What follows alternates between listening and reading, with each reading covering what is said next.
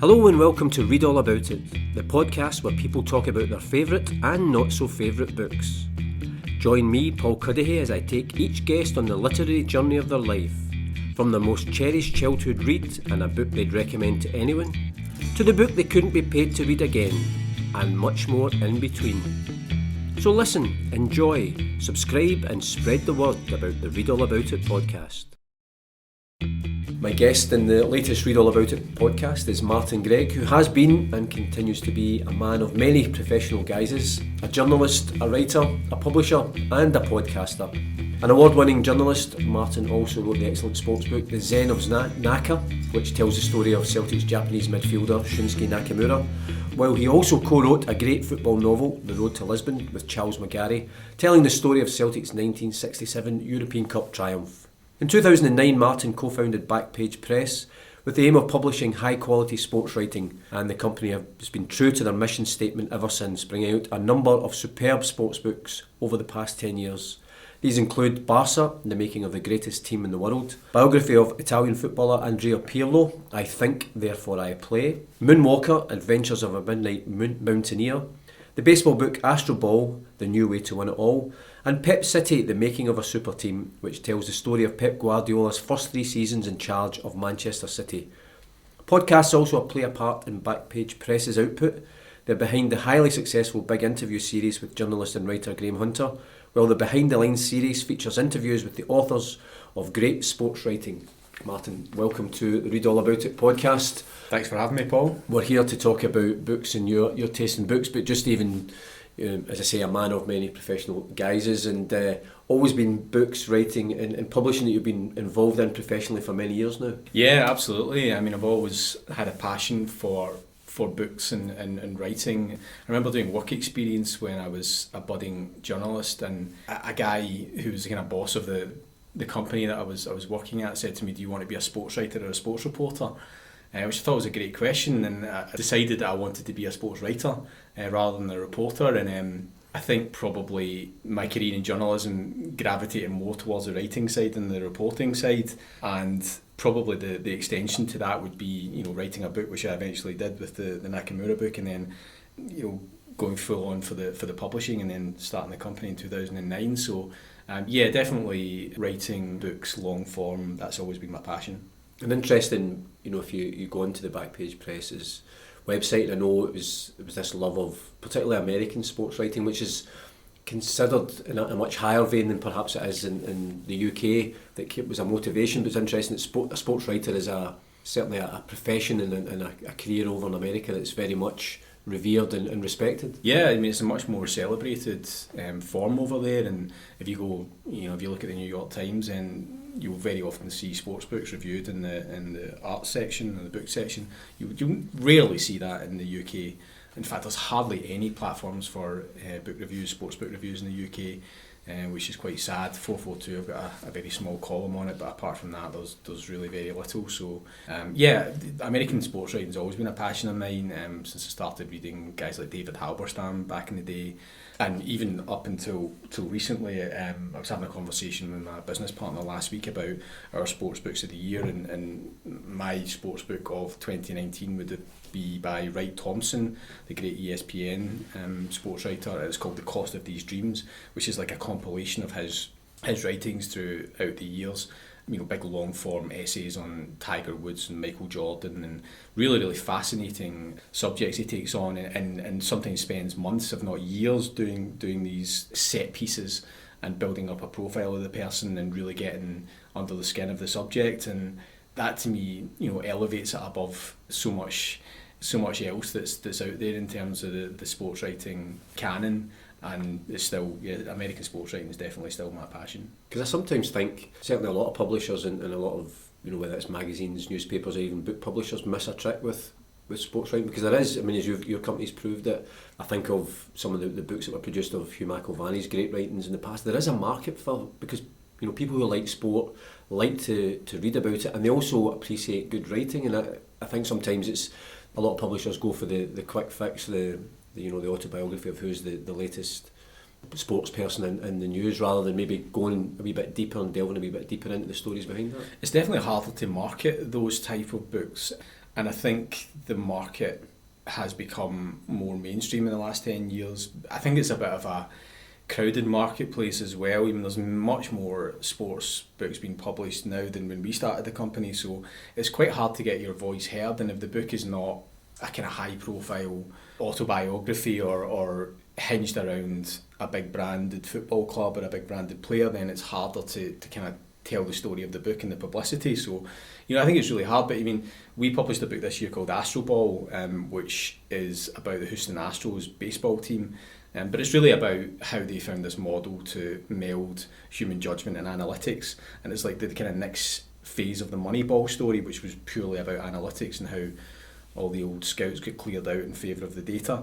So these guys found a way to bring them both together. And it was just a fascinating story, which obviously transcended baseball and not just extended into professional football and other sports, but also business as well. I mean, it was a fascinating subject. So we hummed and hawed for a long, long time about whether to actually publish that book in the UK, because, could we find a marketplace for a inverted commas baseball book? But, we printed 1,500 copies and we've got, that was in July, and I think we've got 200 copies left. And for us, that's a success. I feel like we've landed that book to some extent, and that proves that there is a market for that type of book. And hopefully it will continue to sell going into the future. And obviously sports writing, as you say, is maybe a professional passion as well, and obviously you read a lot, but in terms of your choices today, I think it kind of gives people a sense of the fact you're wider read and your wider literary interests. And if we go back right to the very first question in this podcast, which is your favourite book from childhood, and you've given me a couple of options here. Yeah, the ones that really stick out from my childhood stroke adolescence would be the Adrian Mole books, Secret Diary of Adrian Mole and Any Growing Pains. They were really big books for me, and still are to this day, to be honest. I think they're the type of books that children and adults can both enjoy, which I think is quite a rare thing actually. It's quite a hard trick to pull that off. But I reread the book, The Secret Diary, a couple of years ago, and I thought it was fantastic. I just absolutely loved it. I just love the kind of dysfunctional family, this dysfunctional mole family. It reminds me a bit of like Gregory's Girl, where it's just kind of these slight oddballs, and they're kind of knocking about in this house and they're slightly at odds with each other. But I just love the kind of sense of oddity that they brought to the whole proceedings. So the social commentary was great as well, because it was written at a time, where obviously Thatcher's Britain, and Sue Townsend, the author, is commenting on what's going on in society through the character of Adrian, which I thought was brilliant as well. I always thought he was a really interesting character. I think he's kind of been cast as a bit of a sort of geeky character and a bit nerdy, but I never really found him like that. I always thought he had a kind of broader appeal, and he was not cool. He wasn't a cool guy, but he was interested in politics. He was interested in what was happening in the wider world. He was like chasing girls. He eventually got a girlfriend, Pandora, and to me he was always a more rounded character than just a kind of nerdy teenager that stayed in his bedroom all the time. So his interactions with the kind of wider world was kind of what made the book really work for me. Do you think, I always think the title tells you maybe a wee bit about the fact that he's kind of slightly strange, because the first one's The Secret Diary of Adrian Mole, aged 13 3/4, which tells you that kind of the way those idiosyncrasies. But do you think maybe it obviously became a popular TV series as well, that helped shape people's idea of, as you say, because he's portrayed on screen as maybe a bit more nerdy, that it doesn't quite reflect what you saw in the books? Yeah, I think you very often find that with TV adaptations or film adaptations, that they kind of, you lose some of the nuance in the character, and I think that definitely happened. But I just thought I thought it was a really funny book as well, or books, because I love both of them equally. I didn't really follow the series through to its conclusion, where I think Sue Townsend took him right into his 40s, but I didn't follow it that far. But I thought those two books were hilarious. In particular, some of the poems in the book, which gives you a great insight into his the kind of mind of a 13-year-old boy. And so one of them is like a poem to his girlfriend Pandora, so she writes in the Valentine's card, and it is, "Pandora, I adore ya, I implore ye, don't ignore me," which is one of the greatest poems ever written, I think. But there's another one which reflecting the kind of social commentary thing, but through the eyes of a teenager. "Do you weep, Mrs. Thatcher? Do you weep? Do you wake, Mrs. Thatcher, in your sleep? Do you weep like a sad willow on your Marks and Spencer's pillow? Are your tears molten steel? Do you weep? Do you wake with 3 million on your brain? Are you sorry that they'll never work again? When you're dressing in your blue, do you see the waiting queue? Do you weep, Mrs. Thatcher, do you weep? And then he says at the end of the poem, I have sent it to the BBC, I have marked the envelope urgent. That could be... Morrissey at the time would have probably been quite proud of those lines. Exactly, yeah. But yeah, every second page there was a laugh out loud moment, and I think that's a really difficult thing to pull off, and I actually think that kind of inspired my passion for that type of kind of episodic diary-like narrative, because I still love books like that. And one of my favourite books of recent years has been the Diary of a Bookseller by Sean Bythell, who runs the bookshop down in Wigton, and he just wrote another instalment which is brilliant again, and I reread these books. I go back and because I can't get enough of them, these little kind of bite-sized chunks of humour, but also maybe there's kind of more stuff lying behind it as well. So yeah, those two books had a big influence on me. And when you were reading that as a teenager, was there part of you thinking, see if I could find a girl called Pandora, then that's me, my Valentine's card sorted? Exactly. Well, she sounded great, Pandora. She sounded like everything that a 13-year-old boy could want, frankly. But yeah, I think I probably read it at the same time, at the same age as Adrian was in the book. So so it just resonated with me so much, and that sense of being completely driven by your hormones at that age, and it really worked for me in that level. But as I say, I read it like 25 years later and I loved it as well, so it's kind of stood the test of time, I think. When you sent your list through, one of the other books that you'd mentioned for this category was The Goalkeeper's Revenge by Bill Naughton. Yeah. I mean, I haven't read that in a long time, but it was just an interesting... There wasn't many good kind of football books around, really. In that time there was a lot of comics and Roy the Rovers and annuals and things like that, and I loved all that sort of stuff, but there wasn't many things in actual book form, and that was just one of the ones that stuck out for me, that I just thought was a really interesting tale, and maybe it planted a seed, because obviously subsequently went into publishing books on football and sport. So yeah. And when I wasn't familiar with him, when I googled him, the thing that came up was he wrote the play Alfie, which was then turned into a film by Michael Caine. So wow. So there you are. Yeah. Every day's a school day. Absolutely, yeah. But I can take you on then, after Adrian Moe, into more formative student university years. Yeah. Obviously your reading habits changed, and you've chosen what I think is certainly a classic book, but also a classic certainly of Scottish literature. Yeah. So it's The Private Memoirs and Confessions of a Justified Sinner by James Hogg, which was published in, I think it was 1824. Yeah, that was one of the first books that I read at university. I studied Scottish literature, and I'd studied some Scottish literature before that. I'd done some Kelman and Gray and Alan Spence and various others in my second year at school, but I was pretty new to it, and then suddenly this book landed on me, and I couldn't believe the kind of scope of it, and I think it probably opened my eyes to the possibilities of not just Scottish literature but literature in general, and I almost couldn't believe that a guy in the 19th century had managed to pull this off, and I still find it staggering to this day. It's a great kind of satire on religious fanaticism, and it's as its subject is Calvinism and this idea of predestination, of these certain people are the elect, and the whole concept of the book is satirising this, and it's one of these books that I've actually only ever read once, but it stayed with me longer than anything. So I remember having a conversation with you before about this book, and I had never read it, and it was on the back of that I did read it, and I found it captivating but quite unnerving, and quite unsettling, and I think I would have to take a big gulp to go back and read it again, because it took me by surprise, the effect it had on me. Yeah, absolutely. And also the kind of form of the book is really interesting, because they have these conflicting narratives. There's like the editor's narrative, and then it flips to the sinner's narrative. So you get these conflicting sides of the one story, and then I love stuff like that, because then when you kind of put them together, you can sort of see the gaps in them, and you can try and find out where the truth is yourself. And I think that's a great trope in Scottish literature, and I think that even the idea of the unreliable narrator is a huge trope in Scotland, and I just loved all that. I thought it was a great introduction to so many of the themes that would come up in my readings throughout the years in Scottish literature.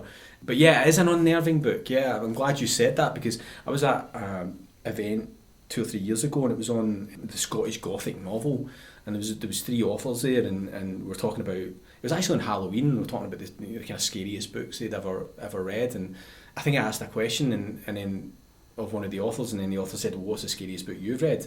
And I said, well, it'd be The Justified Sinner. And he was like really astonished, and he's like, oh, did you find that scary? And I was like, yeah, I found that really unnerving. There was 2 or 3 scenes in that which still stay with me to this day.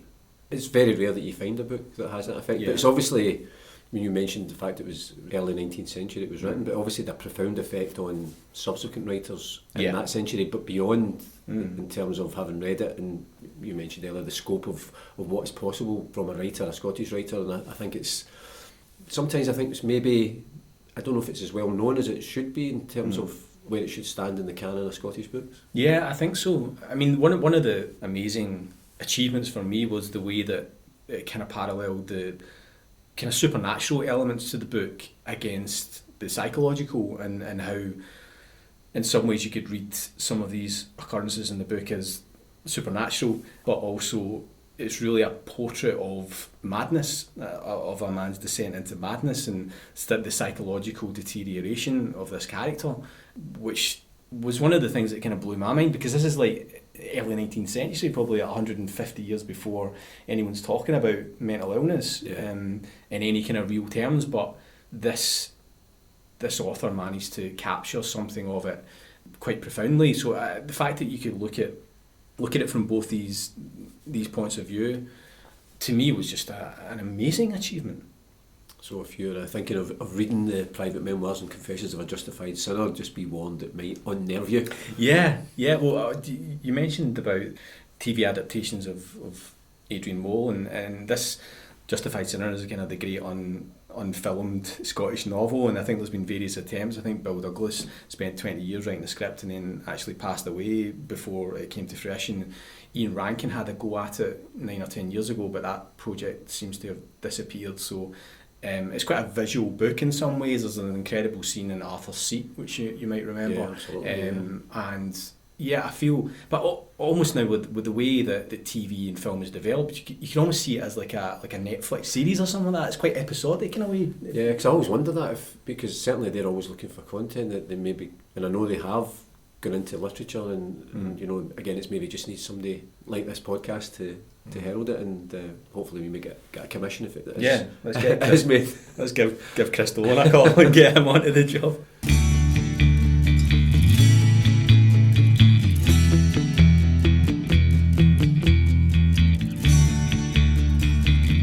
Well, you're listening to the Read All About It podcast with me, Paul Cuddihy, and my guest, the writer and publisher Martin Greig. And we're on to the third question, Martin, and that is a book that you would recommend to anyone. And before you tell me what it is, I can just say to everybody who's listening that you've recommended this book to me before, and it is just amazing. Yeah, I'm glad to hear you say amazing. That's really high praise, and I think it deserves that. It's called An Exquisite Sense of What is Beautiful by J. David Simons. So I would like to tell a little bit of the backstory to this book, because it's quite personal, and I think it kind of relates into kind of my passion for it as well. So J. David Simons, or David as I would call him, I think he uses the initial J for, you know, his writing pseudonym, but David Simons, really interesting life, worked as a lawyer, worked in a university in Japan for years. I think he stayed in a kibbutz in Israel actually for a few years, and really interesting guy, but Glasgow born and bred actually, but eventually found his way back to Glasgow in about 2008, and I met him at a kind of literary night which started round about then, and I remember going along for the first or second meeting, and there was only about 7 or 8 of us there, and chatted to David there, and he had just got a deal with a kind of small independent publisher to publish his first book, which was called The Credit Draper. So when the book came out, I remember going along to the I Write Book Festival, and I got David to sign a copy, and I was just about to go travelling at that point. I'd quit my job at the Herald and I bought this round the world ticket, and the first stop on it was Japan. because I'd published this book on Shunsuke Nakamura, which came out in the UK the previous year, but they'd sold the Japanese rights. So it was coming out in Japan in about March 2009. So I made Tokyo my first stop in the kind of round the world tour. So anyway, David was saying, oh, Japan's amazing, and he told me some stories about it and some tips of places to go. And anyway, so I put this book, The Credit Draper, in my bag and my rucksack, and forgot about it for 3 months. And then I think I was in Melbourne maybe, and I dug it out and I started reading it with a bit of trepidation because I really liked David, and I thought, what if I don't like it? And then within about 3 pages I was like, this guy's brilliant, a fantastic writer, and I loved it. But anyway, come back to Glasgow and we started chatting about what else he was working on, and he kept mentioning this Japanese novel that he was working on, and he was saying, oh, and you could tell that he's not a boastful man at all, but you could tell that he was really proud of it and the way it was kind of coming together. And I just couldn't wait to read it, so bought it as soon as it came out, and it just blew me away. I think as a kind of evocation of the Japanese spirit, it was just beautiful. And obviously having spent a bit of time in Japan through the research for Nakamura and then the launch for Nakamura, and then been back 2 or 3 times since then, so I was really quite into Japanese culture at that point, and the Japanese spirit, and he just captured it so beautifully in this book. It's split between London and Tokyo. I think it's set in the kind of early 50s. And the central character, Edward Strathearn, is actually quite an unlikable character. And I think that's a great skill as a writer, if you can pull that off, where you can make an unlikable character, you can make him empathetic. You can draw empathy from the reader and still carry somebody through 300 pages, which he did. And I thought, wow, that's a great trick to pull off. But I just thought the standard of writing was amazing. I thought the story was amazing. I thought the ending was amazing. It's got an incredible ending. And again, we were talking about before we recorded about perspective, and it's hard when you're quite close to a subject or a book or a person. It's hard to get a perspective on how good it is. But I remember thinking, this is one of the best books I've ever read. And if this was on the Booker shortlist, it would thoroughly deserve to be there. In fact, I think it's better than some of the books that reached the Booker shortlist. So I think commercially, I think it did quite well for David, and I think he probably made a bit of money out of it, and certainly he got some critical acclaim, but I don't think it ever maybe caught the wave of some of these books that go on to great success, but I just think it's amazing. How that idea of judging a book by its cover, which I do, I think covers are, and you'll know obviously more than me how important a cover can be, but if ever you want to judge a book by its title, an exquisite sense of what is beautiful, I would have been so disappointed if I hadn't loved this book, because the title in itself is just makes you want to read the book. And as you say, in terms of writing, the writing is absolutely stunning, and it's just you're in that story, and it's one of those books you get it very rarely where you just, no matter else what's going on, you have to just keep reading that book. Yeah, I mean, you're right, the cover is beautiful. It's like these carp swimming about, and then the typography is beautiful. And you're right, if you're going to have that title, then you want to do it justice. And I remember speaking to the publisher actually, which was a Glasgow-based publisher called Saraband, who, quite like my own company, they're kind of small independent publisher.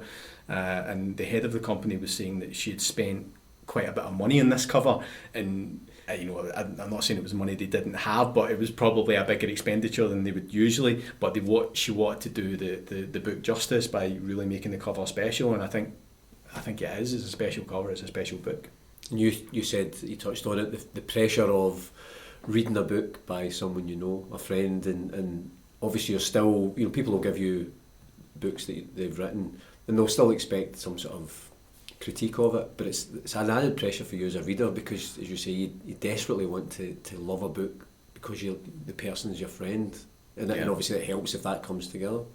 Yeah, absolutely. So it was great to be able to say to David, I absolutely adore this book, and I'm a little bit sorry for him in the sense that I think it should be more successful. I think it's so good that it should be more successful, and I think it's really accessible as well. It's not one of these kind of highbrow books that you should be seen to be reading or anything. I think it's like, it's really, I mean, I've recommended it to so many folk, and they've come back to me with the passion that you showed for it as well. And also, I think it's quite cinematic as well.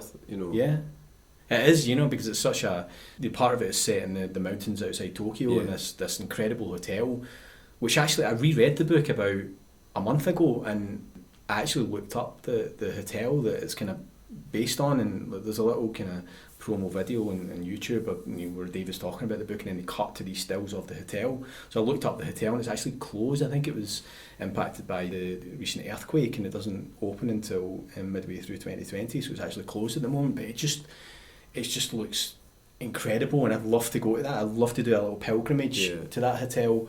But yeah, it's set in that incredible landscape, and also split between London and Tokyo. I think, yeah, you're right, it could work really well cinematically. So that's another one to get in touch with us. Crystal, if this, any of this comes off, Crystal and will love us forever. I know, exactly. Yeah, we're setting them up here, aren't we? We're on to question 4, and this is a book you couldn't be paid to read again, and I have to say I'm quite pleased with your choice. Right, okay. Good. I'm glad you are. Right, it's called Stoner by John Williams, it's a really interesting book with a really interesting story, because it was published in the 60s. John Williams was a US academic, and he brought this book out to no great fanfare. I think it sold okay, but nothing major. And then this vintage edition popped up in 2003, and it kind of trundled along and didn't really sell very much in the English language. But then it had this great success in France. The sales really exploded in France, and it alerted all these other European publishers to what was going on, and they kind of bought the rights to it. And then it subsequently became a bestseller in 2013 in the UK. And somebody recommended it to me, and I thought, yeah, that sounds right up my street. And I was just so disappointed in it. I just thought it was well written. I didn't think it was spectacularly well written, by the way, but I thought it was well written, but just couldn't get past the sheer bleakness of it.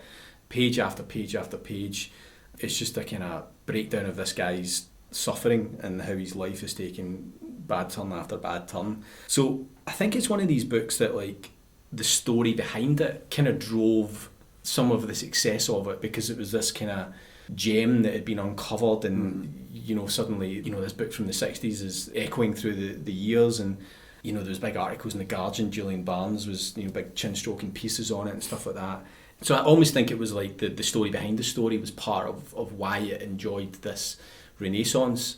But I couldn't get down with it at all, and I finished it, and I just thought, that was a real struggle getting to the end of that. So anyway, when I was doing a little bit of research for this podcast, I had a look in Amazon. I thought, I wonder if anyone else shares my views.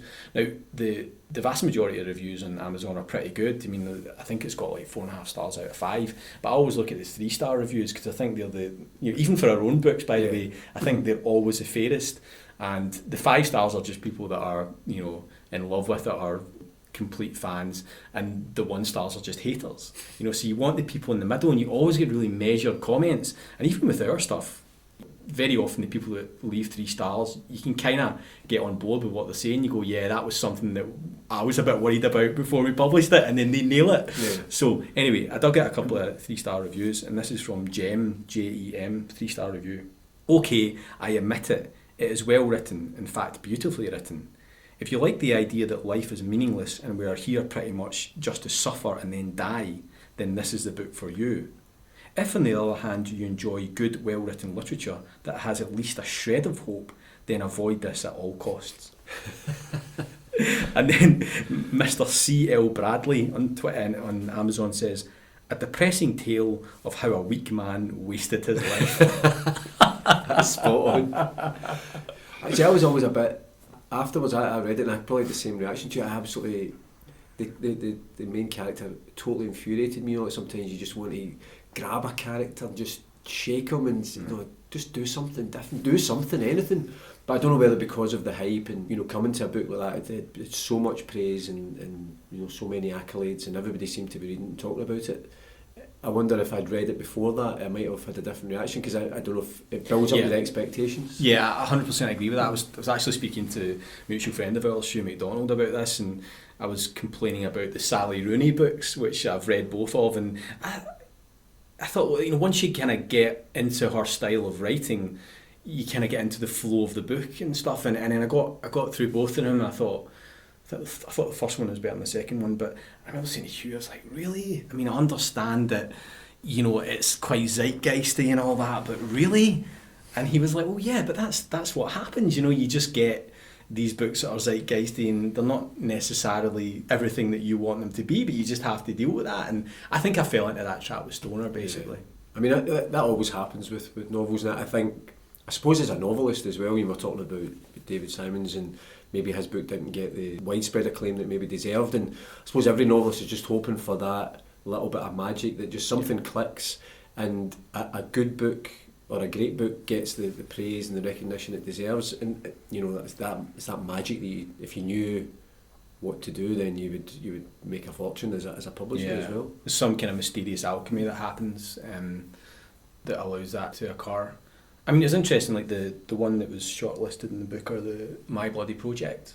His Bloody Project. His Bloody Project, yeah. His Bloody Project. Burnett, yeah. Yeah, and that was an interesting one. I think it's good, by the way, but it definitely, something happened with that book. You know, it was the first kind of crime, well, whether you would call it crime, I don't know, but it was touched on that genre anyway. Maybe the first of its kind to get on the Booker shortlist, and it got a lot of heat from that. And again, the form of it was quite similar to Justified Sinner, with these different narratives, and he played around with that a little bit, and it was a really good tale. And I think there was some kind of alchemy that happened with that book, and I think that actually outsold the book that won the Booker that year. So yeah, sometimes you just kind of need something to happen that you're not in control of. Because I always think that example of that book is, I think, a great example for every writer. And I remember in my job as a Celtic View editor, we once interviewed Barry Fratelli, who's the bass guitarist in the band The Fratellis, and they had Chelsea Dagger was their big hit. You know, it was phenomenal at the time, and they've been going for 10 years since then, and they haven't quite got that level of success. But he says every day they go in the studio, they all think this could be the day we write the best thing ever. And I think, excuse me, with the example of Graham McRae Burnett, I think for any writer, you always think that what you're writing or what you're publishing, this could be the thing that takes me to a different level, because you just don't know, that it just takes one person to read it and go, do you know what? That's a brilliant book, and one recommendation leads to another, and as you say, something, the alchemy of publishing or reading or whatever, and it suddenly explodes. I cling on to that hope. Yeah. I still don't quite understand the Stoner thing.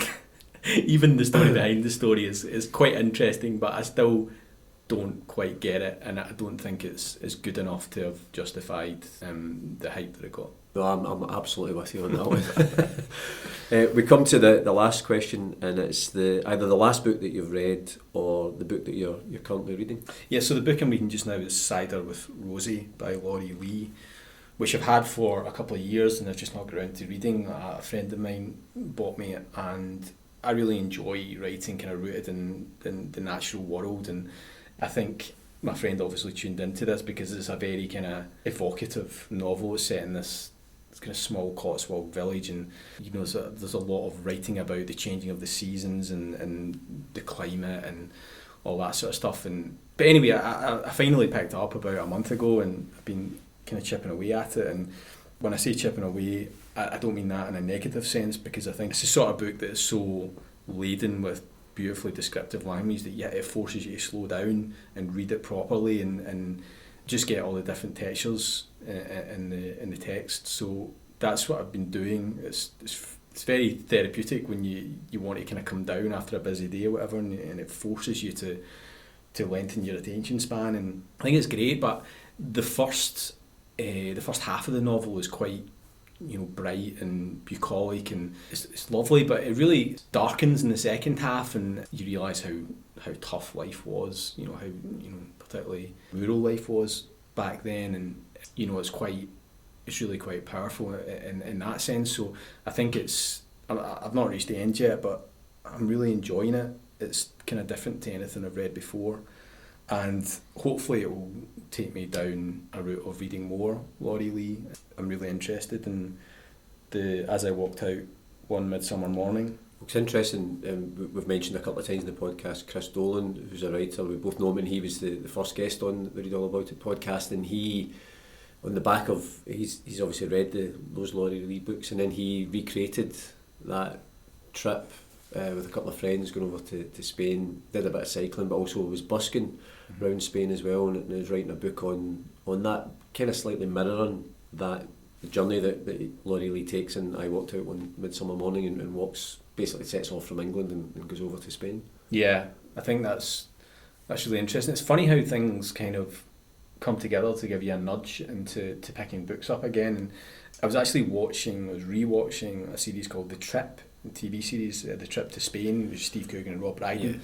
Yeah. And so the idea of that is they're travelling around doing these restaurant reviews, but the character of Coogan in The Trip is also trying to write a novel. And at various points he refers to Laurie Lee, and he's reading As I Walked Out One Midsummer Morning throughout the series. So that put it in my head. I thought, well, I'd quite like to dip into that. And then I remembered that I had Sided with Rosie and I hadn't read that, so I thought I'll go back and read that. And then you actually mentioned to me about Chris's book, which I'm really excited about, actually, because he's such a fantastic writer, and he's obviously, he speaks Spanish and he understands the culture really well, and I think that'll be a really interesting story from his perspective.